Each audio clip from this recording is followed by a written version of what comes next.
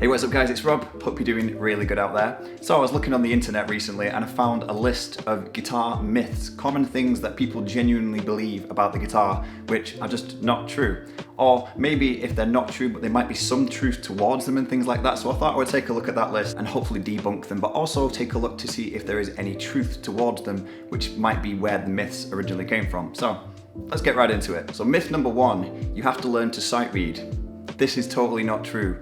I don't know how to sight read. I've played guitar for 20 years and I don't know how to sight read. I can read musical notes, but very, very slowly. I have to figure it out. It takes me ages, but I can definitely not play by sight reading. Literally, if you put a piece of paper in front of me with all the musical notes, I can't do it, but I can play the guitar. But that isn't to say that learning to sight read isn't important. It is important, but that just depends what you want to do on the guitar. If you want to do something that involves sight reading, then it will be important for that and you have to learn to sight read to do those things. Perhaps you're learning to be a session guitar player where you literally need to turn up somewhere, you get given some music that you then need to read and play on the spot. Obviously you're going to need to sight read for that. Whereas if you're just jamming at home, you want to learn some of your favourite songs, or if you want to be in any sort of band writing your own music or anything like that, you don't need to sight read for any of these things. So yes, it is a really good skill to have, but it's not necessary for playing the guitar. Myth number two, this is probably one of the most common ones. I hear this all the time being a guitar teacher. You have to learn on the acoustic guitar first.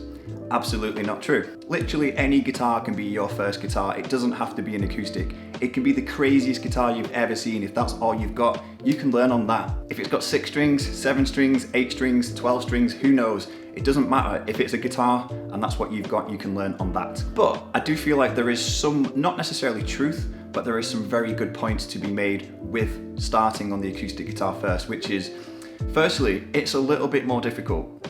Now, that might be a weird thing to say, that why would you start on something that's more difficult? But that is because if you start on something that's more difficult, it will make your life easier as you kind of go through it and then progress to different guitars afterwards. Maybe an electric or a better acoustic or whatever it is. And also I feel like most of the things that you will probably learn at the start of your guitar playing journey, chords, maybe some simple scales, just notation, things like that, that's all stuff that lends itself massively to an acoustic guitar, you know, because you don't have to worry about amps and plugging things in and getting the right tone and what settings on your guitar and everything like that. You literally just pick it up and play it. So it's probably a lot better to learn on an acoustic guitar first, but it's not necessary. Myth number 3 is a good one. I hear this quite a lot too. And some of these myths are actually borderline excuses. And myth number 3 is it takes too long to get good.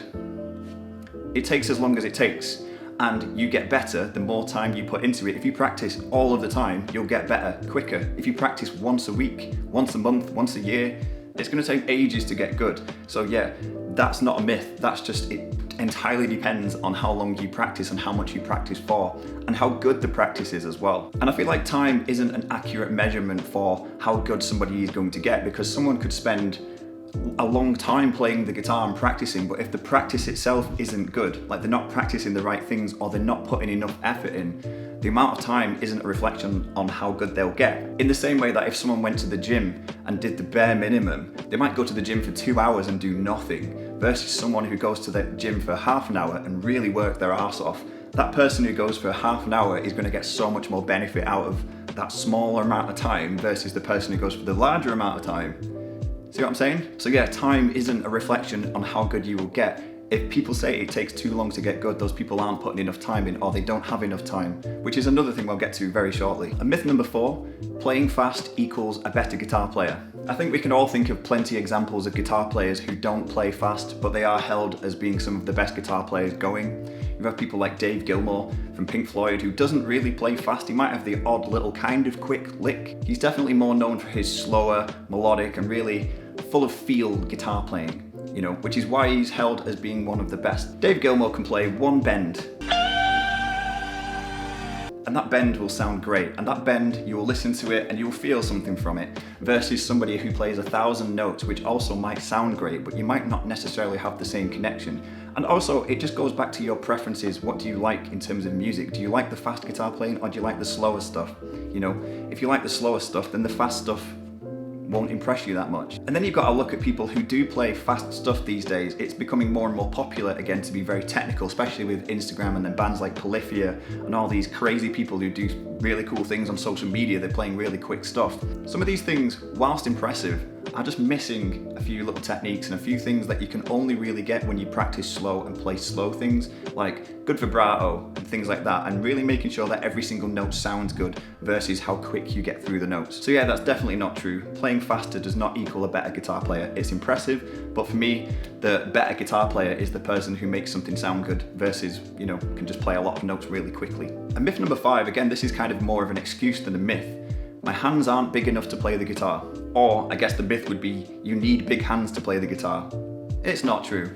You know, there's guitar players that have existed like Django Reinhardt, a famous jazz guitarist who barely had any fingers on his hand at all. I think he had 2 fingers on his fretting hand.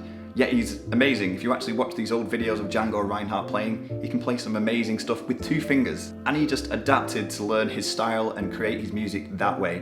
Which, you know, there's people who have all of their fingers and they're complaining that their hands aren't big enough. It's not true. Tony Iommi from Black Sabbath cut the fingertips off on his fretting hand accidentally at work, you know, and that didn't stop him from playing the guitar. He just kind of adapted, he kind of fixed it by making some ends or fingertips. I don't know what out of, but he made some fingertips that he could kind of add to his left hand, or his right hand, because he's a left-handed guitar player, and then just learned to play like that. He adapted to that sort of style. So yeah, hand size does not matter. Sure, you get guitar players like Steve Vai who have really big hands, and I'm pretty sure John Mayer's got massive hands as well, because he can play some really cool chord stuff and also reach over with his thumb at the same time, which I physically can't do. My hands must be a lot smaller than John Mayer's, but I can play the guitar.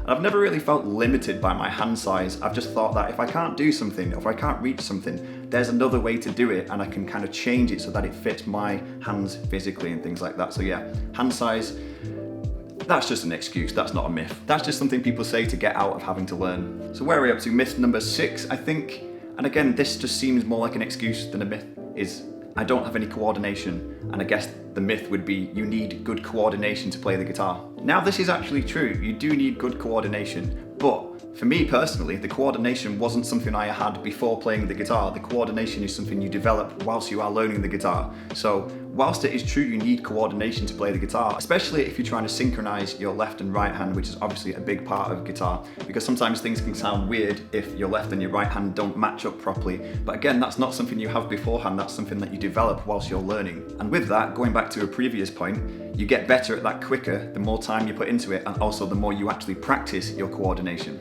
And myth number 7, this is something that I said I was also going to come back to, and this is something I hear a lot. I'm pretty sure if you're a guitar player, other people have said this to you as well, and this is just a myth for life, never mind guitar, is people who say they don't have time. People definitely have time. I say to my students, 5 minutes a day is better than no minutes a day to practice. If you've got a guitar, you've got 5 minutes a day, everybody has 5 minutes. You can pick up the guitar and do something, and that's better than nothing. So not having time is not an excuse, or it's not true that you need all this time in the world to play. That's the myth, is you need lots of time. You need whatever time you've got, and again, it's about how good that time is versus how long that time is. And what I say to my students quite a lot is, pick up the guitar with the intention of practicing for 5 minutes. Don't time it, just think in your mind, I'm gonna practice for 5 minutes. I've got 5 minutes, so here we go. You pick up the guitar thinking it's gonna be 5 minutes. 10 minutes will actually probably pass, maybe even 15. Or if you think I'm gonna practice for 15 minutes, half an hour might actually pass. So whatever time you originally intend to use, you'll actually probably end up playing for more, which will actually benefit you a lot more. That's just like a simple mindset thing that I say to my students, and I really find that works, because that's probably what happened with me when I first started. And myth number 8 is that it costs too much money. And this is definitely a weird one, because I feel like this is entirely subjective. You know, what is a lot of money to one person might not be a lot of money to another person. So it really depends on your budget and your idea of things, really. But I will say, for me, I don't think that that's true at all. I don't think it costs a lot of money to play the guitar, because there's cheap gear these days, which is really good. It's designed and built to be cheap, but also built to be good. For example, the last guitar I bought is this Harley Benton Telecaster. This guitar cost me £139. Under £140 for this guitar. I use this guitar on stage, I use it to record quite a lot, I use it in live streams over on TikTok and stuff like that. This is a great guitar, and that could be versus something a bit more expensive, like my Gibson SG. I took both of these guitars to my last gig, and I always use this one first, and I was sound checking with this guitar, and something just didn't sound right when the whole band were playing. and I thought, let me just try my other guitar. I used the Telecaster in the sound check, and everybody agreed that the Telecaster for £139 sounded better than the Gibson SG in that particular venue. I'm not just saying overall. In the place that we were playing, that guitar sounded better. So I used the £139 guitar over the £1,200 guitar. But it's not just about guitars, it's about amps, it's about sounds, everything like that, all the other equipment. You can get some really good stuff for not that much money. And I've made quite a few videos on my channel demoing some equipment that doesn't really cost that much money, some more budget-friendly options for how to get good tones and everything like that. So go and check some of my other videos out. But yeah, it's definitely not true. You don't need to spend a lot of money to be a guitar player. And finally, I saved the best one till last. Playing guitar gets you girls.